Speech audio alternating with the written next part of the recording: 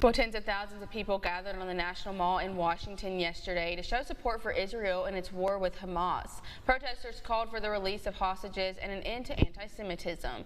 It's the latest protest across the world on both sides of the conflict. NBC's Alice Barr has more from Washington.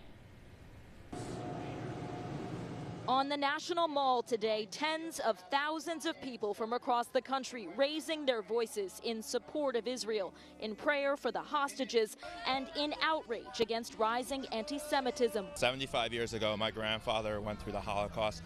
His entire family was wiped out.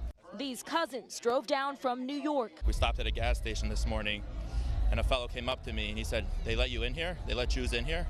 Just one example of the hate lobbed against Jewish Americans. The Anti-Defamation League reporting a nearly 400% increase in anti-Semitic incidents since the same time last year. We are not going to let history repeat itself. Islamophobia is also sharply on the rise, and today's demonstration comes 10 days after a massive pro-Palestinian rally in Washington, and amid a growing international outcry over the dire humanitarian crisis in the Gaza Strip. Whenever I pray for both sides, because there are people, innocent people in Gaza who are being victimized by their own government. President Biden emphasized hospitals must be protected after Gaza's largest hospital collapsed amid power outages and fierce fighting nearby.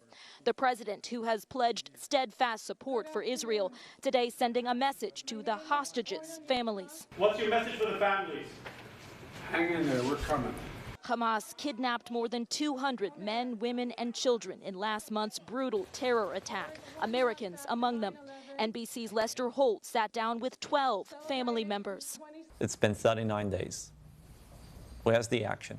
A plea to bring the hostages home, shared by thousands here and around the world. In Washington, Alice Barr, NBC News.